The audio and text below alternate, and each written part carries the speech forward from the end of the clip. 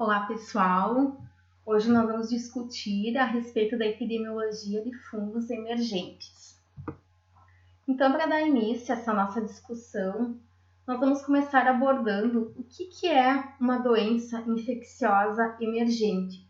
Então, uma doença infecciosa emergente é aquela que é acometida por fungos que até então eram tidos como fungos de baixa incidência.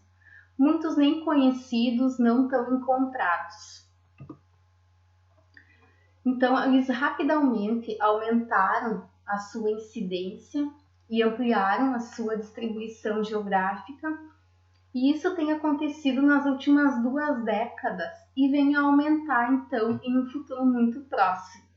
Existem já vários relatos, artigos científicos que analisam, que comentam sobre esses fungos emergentes, as doenças que eles causam, e nos trazem então como uma consequência, esses fungos emergentes, como uma consequência dos modelos de desenvolvimento econômico que determinam alterações ambientais, migrações, processos de urbanização. Então, todos esses itens, eles fazem parte do processo de evolução desses micro-organismos.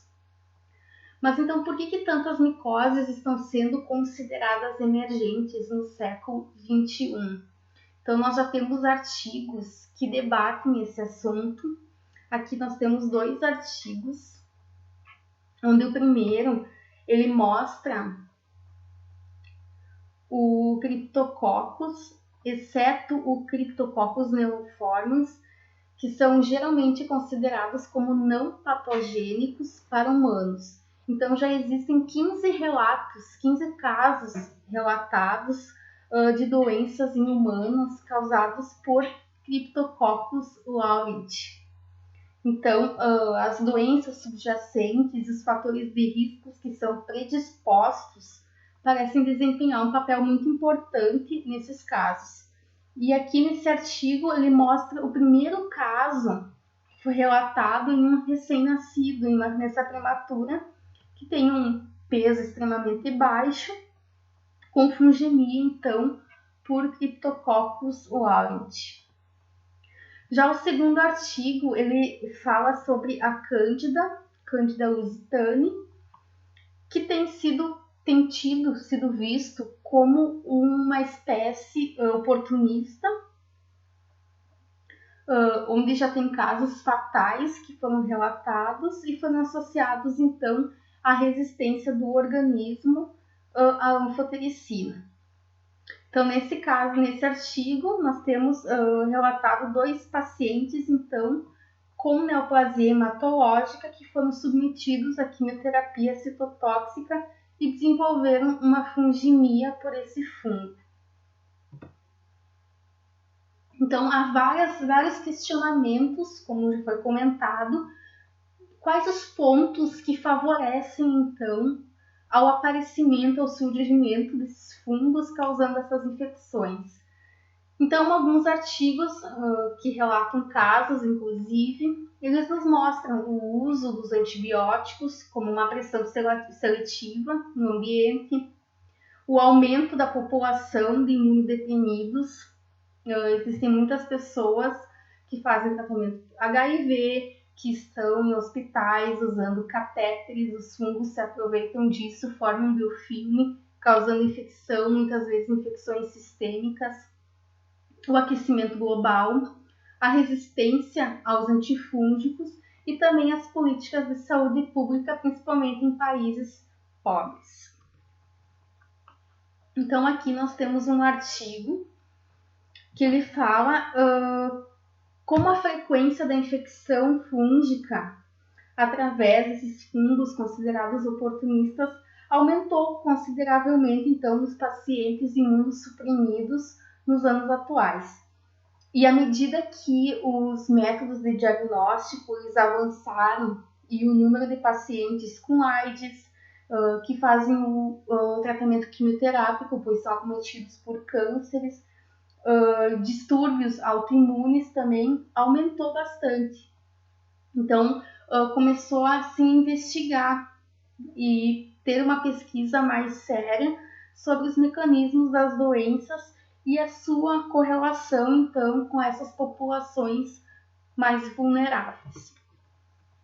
Então, falando mais especificamente a respeito da Cândida, a Cândida é uma espécie muito conhecida, é uma levedura unicelular, possui então leveduras ou pseudo-hifas, e é um fungo tido como comensal. Por quê? Porque eles são encontradas, cândidas são encontradas na nossa microbiota oral, genital, aqui especificamente em mulheres, no intestino e pele de humanos. Então a cândida ela é um fungo que ela se aproveita muito do nosso desequilíbrio, da nossa microflora.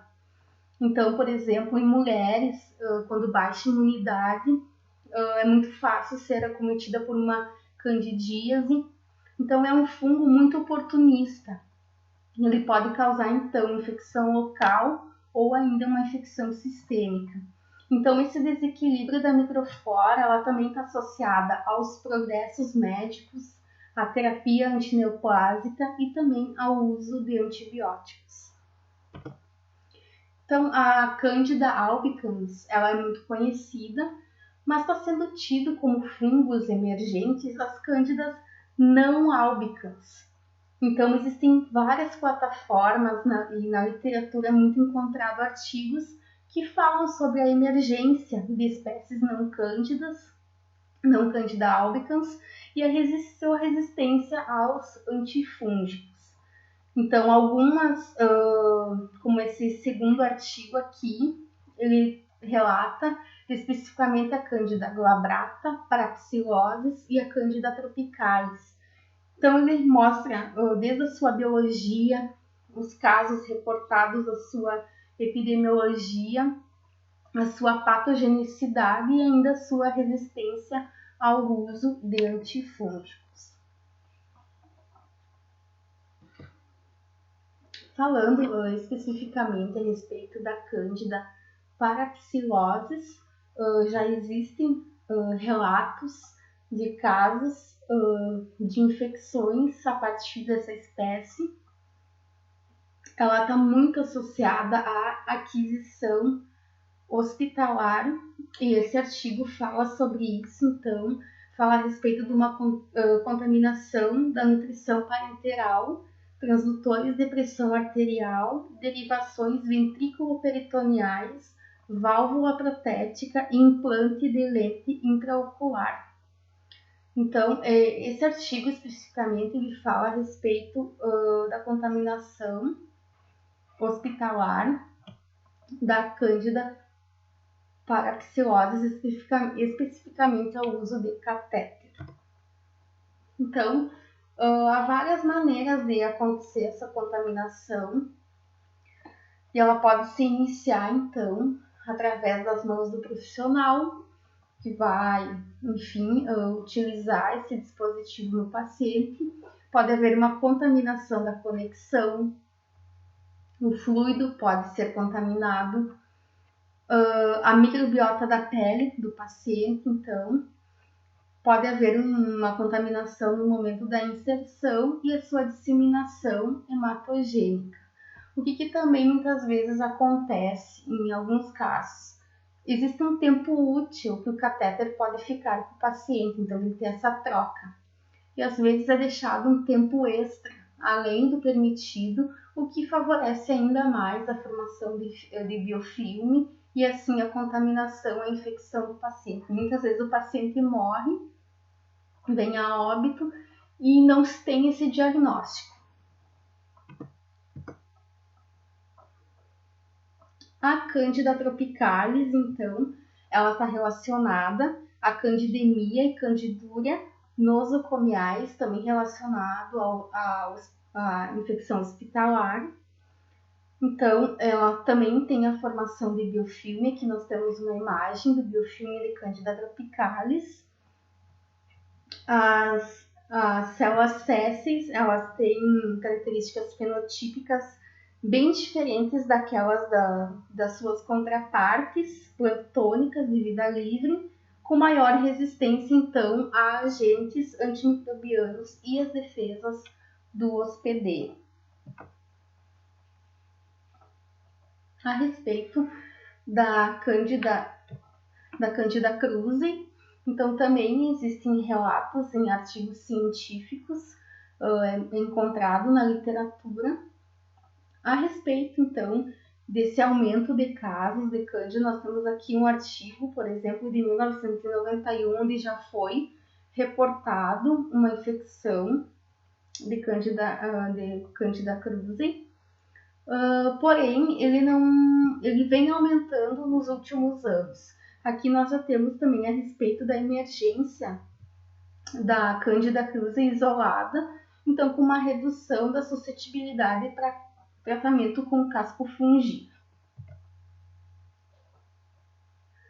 A Candida glabrata também é a espécie de Candida não albicans mais comum nos Estados Unidos, e também tem artigos que falam, esse artigo de 1993, que fala sobre a resistência da Candida glabrata para o fluconazol.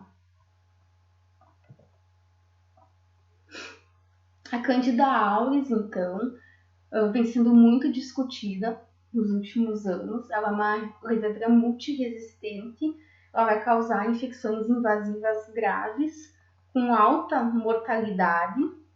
Ela é uma espécie que foi descoberta recentemente, em 2009, e desde então vem sendo relatados casos individuais e também surtos em mais de 20 países em 5 continentes. Então, é um desafio controlar a Candida auris, porque ela é resistente às classes de antifúngicos. Pode haver algum erro na sua identificação, principalmente se comparar com outras leveduras por métodos de identificação que são comuns, que estão disponíveis. E também ela tem uma alta capacidade de colonizar os pacientes. E é tido como indefinidamente, e ela persiste no ambiente de saúde, podendo então se espalhar entre os pacientes nesses ambientes. A sua transmissibilidade e os altos níveis de resistência antifúngica são bem característicos dessa espécie, e isso diferencia ela da maioria das espécies de Cândida. Então, uma resposta robusta que vai envolver laboratório, médicos, agentes de saúde, a pesquisa em si, ela é necessária para identificar e tratar as infecções e assim prevenir a sua transmissão. A Cândida, de um modo geral, elas crescem bem a 37 graus, pode ser feita uma cultura e demora para crescer em torno de 2 a 4 dias, é bem rápido, geralmente em 2 dias já se tem um bom crescimento. Elas têm um aspecto bem úmido, cremoso, e a sua cor é branca amarelada, geralmente mais para branco do que para amarelo. Também pode ocorrer um microcultivo dessa espécie. Então, esse microcultivo ele vai ter como objetivo observar as características morfológicas das hifas e os corpos de frutificação dessa espécie.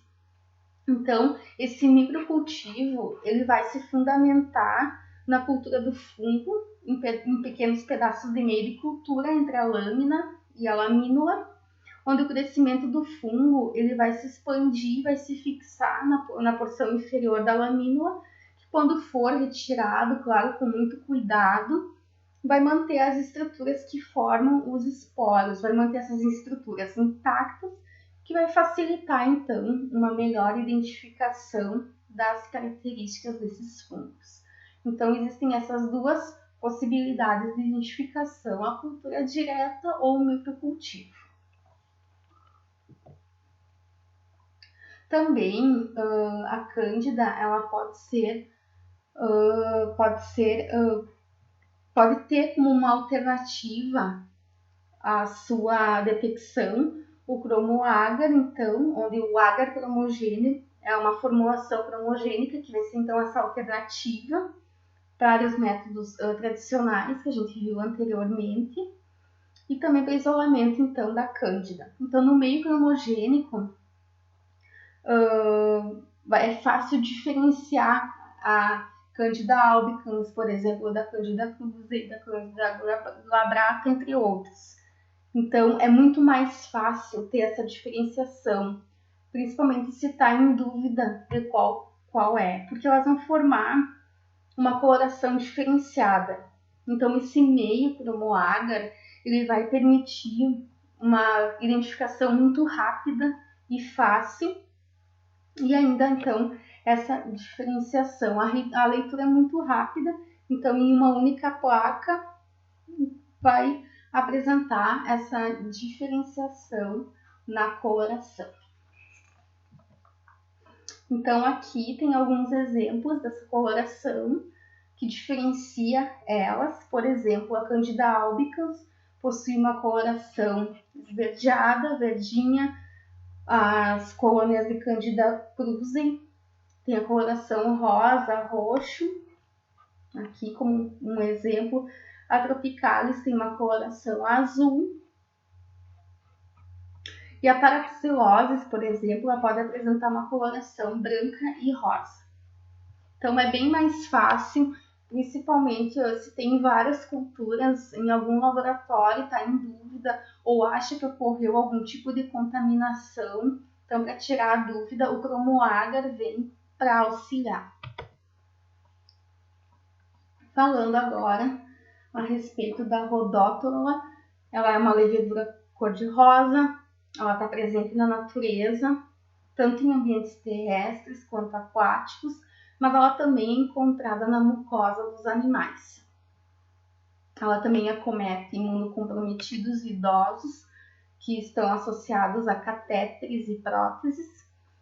E um breve histórico da sua infecção é que de 1960 ao ano de 2000 foram reportados 43 casos de morte por fungemia. De 2001 até atualmente, mais de 1.000 casos foram relatados associados então a infecções oportunistas e nosocomiais, por exemplo, o uso de catéter.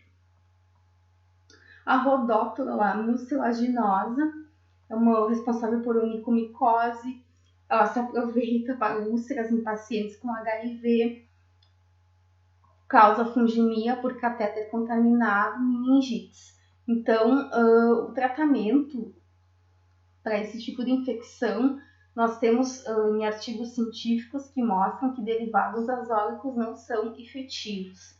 Então, o tratamento ele é feito geralmente com o uso de anfotericina B e equinocandidas. Então, da mesma maneira, é fácil encontrar na literatura casos reportados, artigos científicos que relatam a infecção por Rhodoptera. E aqui nós temos um caso reportado em um paciente imunocompetente, onde o diagnóstico foi feito através do PCR e o tratamento foi feito, então, utilizando-se a anfotericina B. Agora, a respeito do Geotrichum, ele é um fungo do ambiente, então ele é muito encontrado no solo e é o responsável pela podridão de frutas cítricas, tomate, cenoura, alguns vegetais, inclusive produtos lácteos. Então nós temos o Geotrichum cândido, que ele é responsável por fungemias, ele se aproveita de pacientes com pneumonia, responsável por geotricose oral em pacientes imunocomprometidos e onicomicoses. O Geotrichum captatum, então, ele é reportado em raros casos de pacientes que são acometidos pelo HIV. Então, ele tem uma prevalência em pacientes com leucemia aguda e neutropenia severa. Existe também, já foi reportado a geotricose pulmonar, que é a forma mais frequente, e os sintomas eles são muito semelhantes à tuberculose. Então, as pessoas podem ter aquelas espetadas, podem ser tingidas no sangue.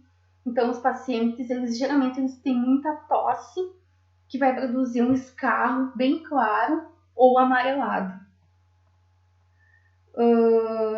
Também, sob o microscópio, os fungos eles vão parecer hifas de derivação tipo fermento e septados que podem ser divididos em correntes ou astrópodos individuais. Aqui nós temos um exemplo, então, de uma imagem que mostra os astrópodos.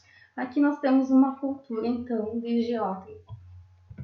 Continuando, a sua taxa de mortalidade é de 50% a 90%, e cerca de 80% dos pacientes acometidos por esse tipo de infecção, por essa espécie, têm sensibilidade aos derivados azólicos isolados, que geralmente é a primeira escolha. Então, tem sensibilidade à caspofungina mais o voriconazol, onde se obtém um maior sucesso de tratamento. Então, também existem na literatura vários casos reportados. Aqui nós temos um artigo que ele relata o caso de 3 pacientes acometidos então por infecção. O primeiro paciente ele foi tratado com anfotericina B e veio a óbito, não resistiu. O segundo paciente ele estava infectado com Klebsiella pneumoniae, foi feito um tratamento com antibiótico, ele melhorou, mas logo após ele foi a óbito. Então foram investigar e chegaram à conclusão, encontraram geótrico com captato no seu sangue.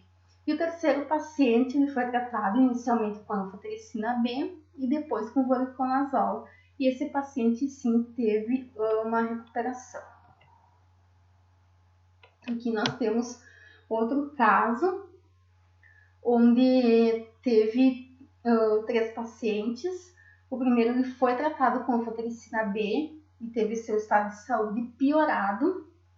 O segundo foi tratado com voriconazol, que também teve o seu estado clínico pior. E o terceiro paciente ele fez o tratamento com 2 antifúngicos, o voriconazol e a caspofungina, e esse sim melhorou. Falando a respeito do tricósporo, ele é agente da tricosporinose, é a segunda funginia mais frequente e existem vários tricósporos que foram encontrados e que são tidos como fungos emergentes. Falando especificamente a respeito do tricósporo azai, ele se aproveita de infecção pulmonar, meningite, infecção urinária, válvulas cardíacas. Então, primeiro ele coloniza e depois ocorre uma disseminação hematológica, o que então é visto como uma funginia. A taxa de mortalidade é de 83% e a maior parte dessas infecções elas são invasivas e estão associadas então à antibiótico terapia prévia, com o uso então de um catéter central, malignidade e admissão na UTI. Nesses casos, os azóis têm boa atividade e anfotericina B e equinocandinas não são muito ativos, então, contra esses isolados. Então, da mesma maneira que as outras espécies, existem vários artigos científicos, estudos a respeito do tricósporo. Aqui nós temos um exemplo onde nós tivemos um tratamento empírico com caspofungina, teve um segundo tratamento com anfotericina B e um terceiro tratamento com voriconazol, onde o paciente veio a óbito. Então, as características dessa espécie: eles crescem em água de saborodextrose a 25 graus. A sua macromorfologia, então tem uma colônia leveduriforme, ela é enrugada, seca ou cremosa, e tem então uma coloração que ela pode variar do branco ao creme. A sua micromorfologia pode se encontrar as cepas hifas-septadas, artroconídeos e blastoconídeos. E na bioquímica ele é positivo então para urease. O Cryptococcus, então, o Albidus, ele infecta principalmente, ele pode ser encontrado em pele de indivíduos sadios, no ar. O Cryptococcus laurentii, ele é muito encontrado no ambiente, no solo, vegetais, e tem então uma contaminação no processo de fermentação de cervejas e vinhos. Então, em testes bioquímicos, ele é negativo para o teste de aglutinação em látex, e a sua identificação, então, pode ser feita através de testes bioquímicos e de biologia molecular. Pode ser feito também um exame direto, onde será observadas células leveduriformes, arredondadas, às vezes elas podem ser ovais, com uma cápsula então de espessura que pode variar. A sua cultura é realizada através do agar fubatuino 80, o agar sabulodextrose, e tem que evitar meios de cultura que vão conter cicloheximida, porque ela vai inibir então o crescimento dessa espécie.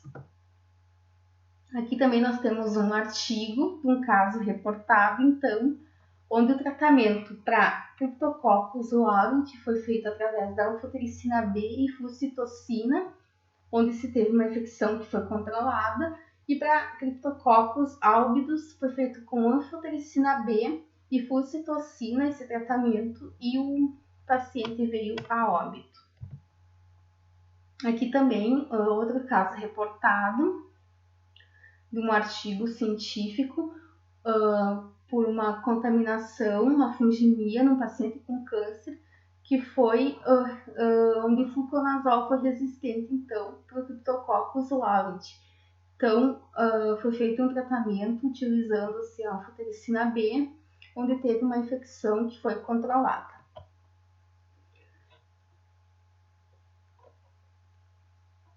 Até aqui, vocês podem observar que todos os fungos relatados, todas as espécies relatadas, elas têm uma relação com a infecção hospitalar. Agora, então, nós vamos comentar a respeito do Fusarium, que ele é um patógeno de plantas. E ele tem também um amplo espectro de infecção em humanos. Muitas vezes, agricultores que se envolvem, enfim, com a sua plantação, podem ser acometidos por doenças causadas por Fusarium, como também pacientes imunocomprometidos e imunocompetentes por trauma, inalação de conídeos no ar. Então, em pacientes imunocomprometidos, ele se manifesta, então, como uma infecção bem grave, disseminada, a taxa de mortalidade é de até 75%, ou seja, é alta, e isso pode ocorrer pelo atraso no diagnóstico, porque ainda se tem uma dificuldade no tratamento e existe uma resistência do Fusarium para a maioria dos antifúngicos.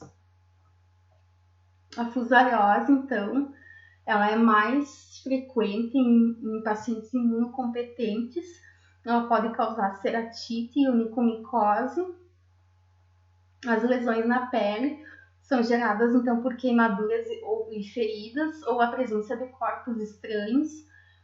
A ceratite ela pode ocorrer em pacientes que se utilizam de lentes de contato, a peritonite em pacientes que recebem a diálise peritoneal, e ainda associado ao uso de catéter nós temos a fungemia. Então, imunocomprometidos pode ocorrer neutropenia prolongada e imunodeficiência das células T. Então, a fusariose na população imunocomprometida, ela é tipicamente invasiva e ela é bem disseminada. A identificação, então, dessas espécies. As colônias, elas são muito bonitas, as colônias de Fusarium. Elas têm uma produção de macroconídeos multicelulares e alinos, que são fusiformes, porém a identificação é difícil e às vezes pode requerer, então, o uso de métodos que são moleculares. Então, as colônias elas crescem bem rápido, são pálidas ou podem ser de cores bem vivas, dependendo da espécie, com ou sem um micélio aéreo felpudo. E a cor, então, ela vai variar bastante, pode ser branco, amarelo, rosa, vermelho ou roxo. Então, partindo agora para nossa discussão de casos clínicos, nós vamos começar com o primeiro caso, onde nós temos um paciente do sexo masculino, 28 anos, imunodeprimido, e que ele verificou uma vermelhidão na sua gengiva e procurou um dentista. Esse então explicou que se tratava de uma periodontite que foi causada por uma formação de biofilme dental. Ele prosseguiu então com a coleta do material da bolsa periodontal, que foi colocado em PBS e encaminhado para análise. No exame direto foi visualizado estruturas leveduriformes e então foi semeado em 2 meses. Então, após 48 horas, cresceram colônias de coloração creme e aspecto amanteigado em agar saborô, e as colônias cor-de-rosa em cromo agar, confirmado então a espécie pelo VITEC. Então, analisando todas as características da coloração, do aspecto do seu crescimento em agar saborô, nós temos aqui um caso de Candida glabrata. O segundo caso, o paciente com obstrução intestinal decorrente de um câncer do intestino, ele foi internado com uma nutroterapia parenteral e foi utilizado um catéter venoso central implantado. Os médicos suspeitavam de que ele estava com uma infecção relacionada a catéter, então, para evitar a retirada cirúrgica, eles seccionaram a porção distal do mesmo. O material foi encaminhado para o setor de microbiologia para a identificação, então, de qual espécie, o que poderia estar causando essa infecção. Foi semeado, então, pelo método MAC em agar-sangue, e quando o tecido foi visualizado no microscópio, estrutura leveduriforme, então semeado em cromo agar e AS. Então, a levedura encontrada, ela apresentou um resultado variável para a fermentação de sacarose e positivo para a fermentação de trialose. Avaliando, então, todas essas características, nós temos aqui um caso de Candida tropicalis. O terceiro caso, em janeiro de 98, uma senhora de 61 anos, que havia tido carcinoma nasofaríngeo em 1990, ela foi diagnosticada com múltiplas metástases ósseas. Começou a radioquimioterapia com o implante de um catéter, onde houve infusão da químio e nutrientes. Em novembro de 2000, um dia após o catéter ser retirado, ela desenvolveu um quadro febril. Uma cultura da amostra de sangue aspirada através do catéter foi realizada. O primeiro tratamento foi com fluconazol e depois com anfotericina. Esse foi o primeiro relato de fungemia por essa espécie leveduriforme. Então foi feita a cultura em agar saborodextrosa, 25 graus, as colônias leveduriformes preguiadas e brilhantes de cor coral. No exame direto, foi visualizado células de brotamento ovaladas sem pseudohifas. E foi feito, então, testes adicionais com assimilação de nitrato positivo. Então, nesse caso, nós temos a Rhodoptera glutinis. Nosso quarto caso, paciente com leucemia mieloide aguda, apresentando neurotropenia induzida por quimioterapia, foi hospitalizado em uma UTI, apresentando um quadro de sepse grave. Apesar do tratamento com antibióticos e antifúngicos, o paciente morreu de insuficiência cardiorrespiratória. Mais tarde, as culturas de sangue foram positivas para uma levedura caracterizada pela presença de artrósporos muito semelhante a tricósporo. Então, no exame direto, artroconídeos cilíndricos com extremidade arredondada e ausência de blastoconídeos. Na cultura, então, que foi realizada em agar saborodextrose, a 25 graus, colônias de cor creme com uma textura aveludada. Então, analisando essas características, nós temos aqui um caso de giótrico. Nosso quinto caso, uma criança de 8 anos, imunocompetente, apresentou uma mácula hipopigmentada descamativa no antebraço direito. A lesão havia crescido progressivamente dentro das 4 últimas semanas e o tratamento de escolha foi o fluconazol.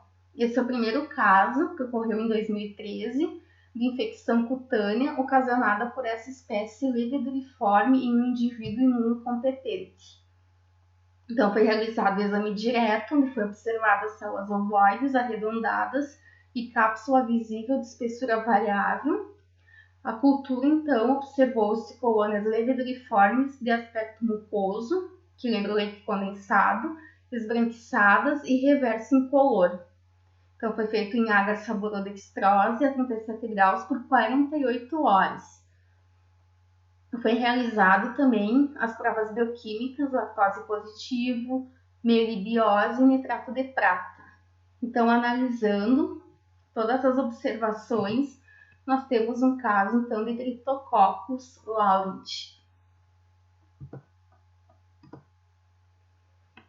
Nosso sexto caso, um menino de 9 anos, na Alemanha, sem deficiência imunológica, foi internado por apresentar um histórico há 3 dias de perda de apetite, letargia, sinais progressivos de alteração do sistema nervoso central.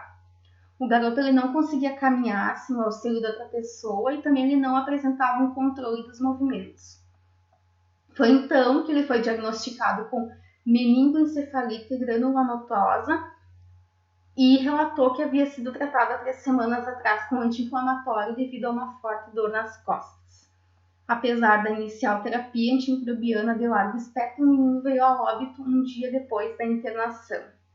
Então foi feito um exame direto, que foi observada as células ovais de tamanho variado, e uma cultura, então, onde teve colônias alaranjadas, avermelhadas, brilhosas e cremosas.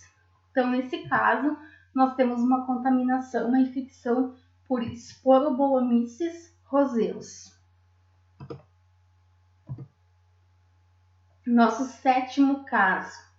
Na Tunísia, um homem de 55 anos com leucemia mieloide aguda desenvolveu uma septicemia com lesões pulmonares e de pele na fase aplásica pós-quimioterapia. Então, foi feito tratamento com anfotericina B e manutenção com itraconazol resolveu essas manifestações clínicas e radiológicas. Foi feito, então, um exame direto com presença de hifas e artroconídeos, com ausência de blastoconídeos, uma cultura onde foi observadas colônias brancas, brilhosas, com 4 dias de crescimento e meios PCB. E também foi realizada provas bioquímicas, assimilação negativa para xilose. Então, nesse caso, nós temos uma infecção por Geotre com cactato.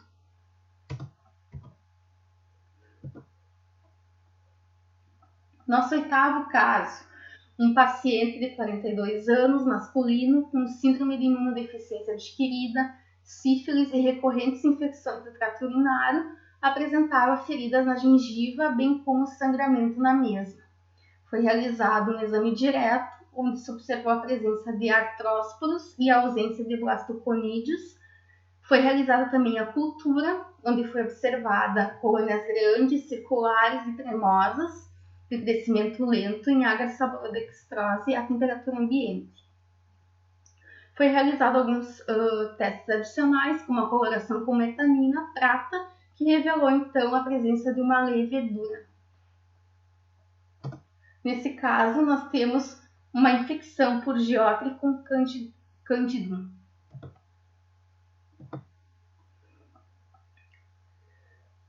Nosso nono caso, um menino de 16 anos com o sarcoma de Ewing. Esse sarcoma, ele é uma forma de tumor ósseo, então, maligno, ou seja, um câncer nos ossos, que atinge principalmente crianças e adolescentes. Então, após a quimioterapia e a radioterapia, ele foi submetido a uma hemipelvectomia, e pouco tempo após esse procedimento, iniciou uma necrose cutânea na área nasal, de progressão bem rápida, que pode ser observada aqui nessa imagem. O tratamento preconizado foi anfotericina B, foi realizada a biópsia das lesões, bem como amostras de sangue que revelaram a presença, então, de uma levedura oportunista. Após 3 meses, o paciente veio a óbito. Então, no exame direto foi observado hifas hialinas, artroconídeos e blastoconídeos. Na cultura, colônias brancas, secas com a parte central com aspecto farináceo. E foi feito provas bioquímicas, onde a arabinose deu positivo. Então, nesse caso, nós temos uma contaminação por Trichosporum azai. Nosso 10º caso, um homem africano, 22 anos, ele apresentou alta febre, linfadenite cervical, perdeu peso e teve um inchaço no pescoço, onde ele foi diagnosticado com meningite. O exame direto do aspirato cervical revelou a presença do levedura com cápsula. Ele iniciou então a terapia com o uso de fluconazol, com recuperação total após os 3 meses do ocorrido. No exame direto foi visualizada a cápsula claramente visível e na cultura foi observada colônias brilhantes de cor bege. Então, nesse caso, nós temos uma infecção por criptococcus. Nosso 11º caso, uma mulher de 33 anos recebendo nutrição parenteral total por meio de um catéter venoso central. Devido a problemas de motilidade intestinal, ela desenvolveu febre, taquicardia, taquipneia e hipotensão. Nas várias culturas de sangue, com amostras obtidas através de catéter e também sangue periférico, foi observado o crescimento de uma levedura não fermentadora que raramente ocasiona doença em humanos. A paciente, então, ela ficou por 1 mês em estado grave, mas após o tratamento com anfotericina B e flucitocina, juntamente com a retirada do catéter, ela teve a sua progressiva recuperação. Então, na cultura foi observado uma colônia com aspecto brilhante e úmido, lisa e de cor laranja rosada, e no exame direto, células circulares. Então, nesse caso, nós vamos ter uma infecção por Rhodoptera rubra. Nosso 12º caso, um homem de 71 anos que tem um histórico de diabetes mellitus e foi submetido a um processo cirúrgico de adição de prótese devido a uma artroplastia. No pós-operatório, o paciente começou a sentir muita dor local e tinha febre alta. Foi realizada então uma investigação acerca de uma provável infecção fúngica e foi iniciado o tratamento com fluconazol. No exame direto, teve presença de células leveduriformes e pseudohifas. Na cultura, colônias de coloração creme, brilhosa, lisas e cremosas. E nas provas bioquímicas, galactose, xilose e maltose positiva. Então, avaliando todas as observações relatadas, nós temos aqui uma infecção por Candida parapsilosis. Outro caso, uma paciente feminina, 27 anos, apresentou cálculo renal com um quadro de febre e muita dor localizada. As imagens de tomografia computadorizada e uretrograma revelaram a presença de bola fúngica. No exame direto, então, foi observada a presença de artroconídeos de tamanhos variáveis e a ausência de blastoconídeos. Na cultura, então, colônias brancas e creme foram observadas, elas eram inicialmente lisas e posteriormente aveludadas, e cresceram em torno de 4 dias em agar saborodextrose a 28 graus. Então, nesse caso, nós temos uma contaminação por Geotre com cândido. Nosso 14º caso, uma paciente feminina, 30 anos, saudável, se apresentou com uma unha desfigurada e lesionada 2 dias. Ela foi tratada, então, com terbinafina, itraconazol, gliselfulvina e não teve uma melhora da aparência dessa unha. Então, no exame, a placa ungueal cobria parcialmente o leito da unha. Então, foi feita a avaliação e, nesse caso, nós temos uma contaminação por fusário. Então, dando continuidade, mudando um pouquinho, nós vamos fazer um diário da micologia, que é algumas curiosidades sobre os fungos que aconteceu há muito tempo atrás e alguns que foram reportados há pouco tempo. Então, nós temos aqui alguns casos bem bizarros, como esse da cobra infectada por um fungo e que se comporta como múmia, e ela foi encontrada nos Estados Unidos. Então, de acordo com os especialistas, esse animal ele foi vítima de um fungo que não é muito conhecido.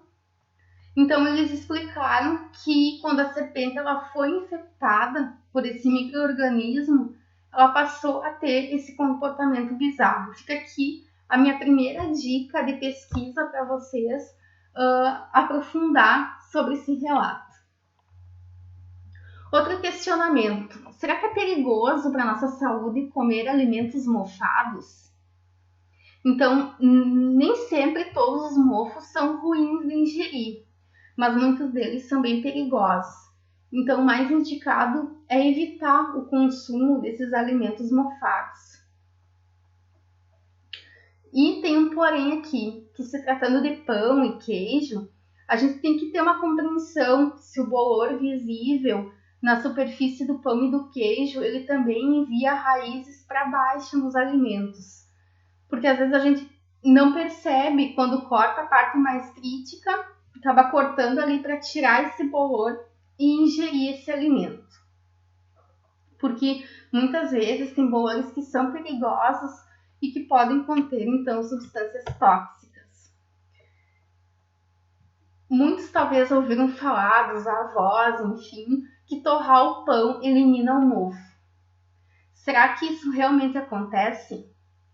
Então, em muitos casos, a alta temperatura pode sim matar o fungo, mas mesmo assim não se recomenda consumir o alimento, né? Porque às vezes as estruturas do fungo, os esporos, eles podem permanecer no alimento. Mas a gente tem que lembrar que nem todos os alimentos mofados podem ser considerados maléficos para o nosso organismo.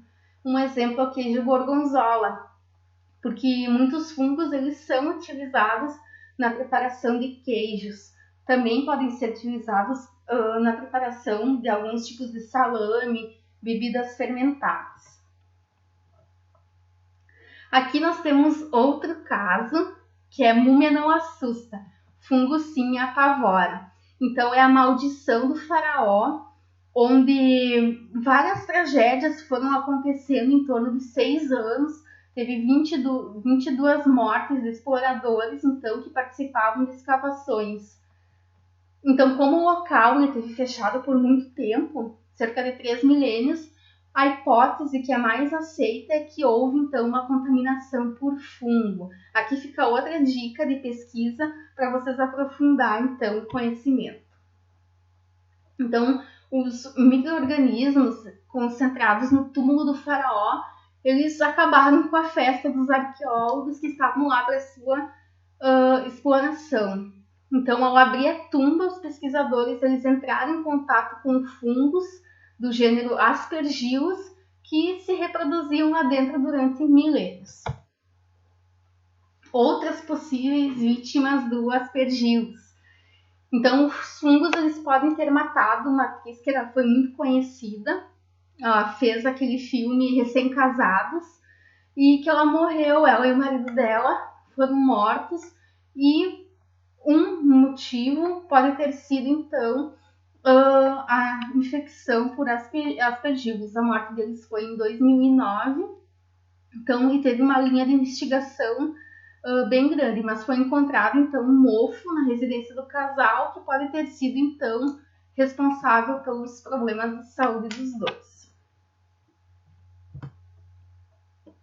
Aqui fica, então, qual espécie vocês acham que apresenta a maior prevalência de infecções pulmonares sistêmicas em pacientes imunocomprometidos.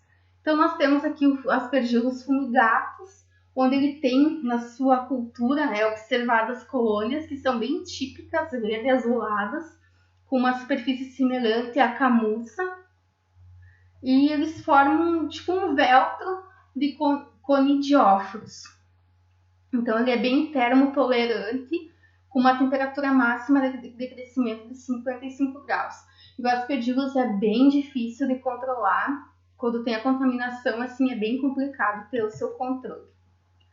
Aqui nós temos outro caso, que é um fungo fatal que chegou à América do Sul e se tornou mais resistente por conta do aquecimento global.